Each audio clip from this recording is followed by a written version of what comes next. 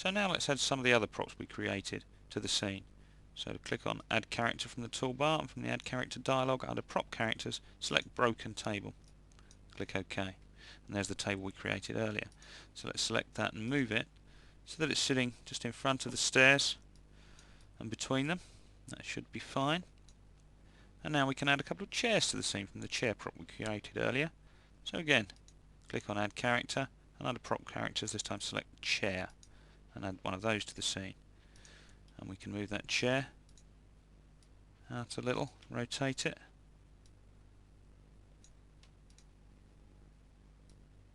and place it under the table. You'll notice that this chair doesn't have the mass object display that we used when we built the chair, and that's because, just as with the chandelier, you can turn the visualization of that mass object on or off before you save out, and that's exactly what I've done here. So let's move that under there, and now I'm going to go on and add a second chair to sit over this side of the table, and I'll pick it up again once I've done that. So now we have a scene with a chandelier, a broken table and a couple of chairs, and of course our original set with the character. But our viewport is getting quite small at this stage, so I'm going to go down here and start to collapse using this icon on the left hand side of each of the characters.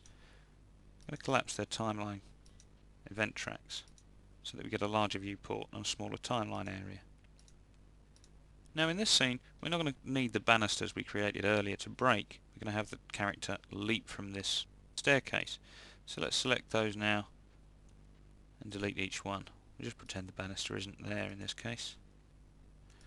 And now let's move the character round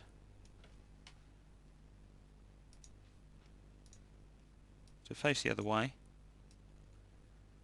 and let's move him a little closer to the edge of the banister. Just about there is good.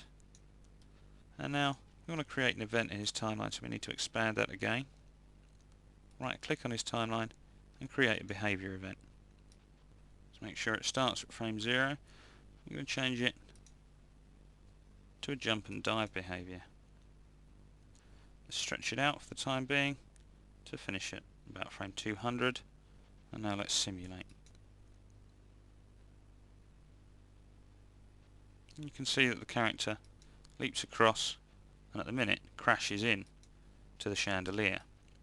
So there's a couple of things I'm going to do here. First of all, I'm going to move the character back a little because he's leaping a bit too far across over on top of the chandelier.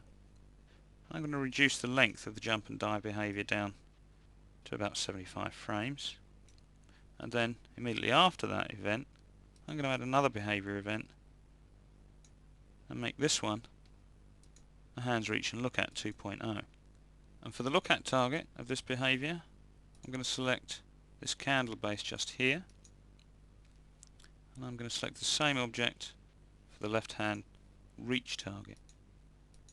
Just want that candle base. And now let's simulate.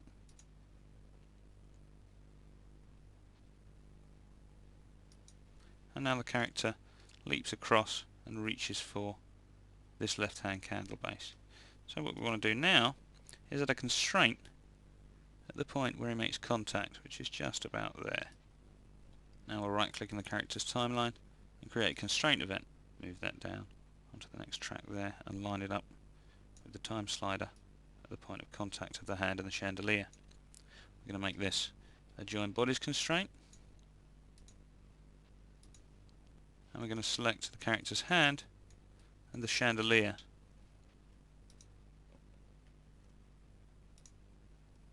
And right click to accept that. Now we can take the hands reach and look at behavior and end it at the beginning of this constraint. Now let's simulate again.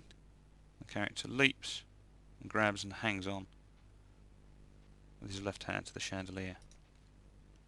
But he's a little bit lifeless as he dangles there, so let's right click in the timeline and create another behavior event. We'll start this one immediately after the hands reach and look at. We'll make this one a writhe behavior. So select writhe 2.0, and we'll drag this out all the way to the end of the active pose at frame 500. Now let's simulate again.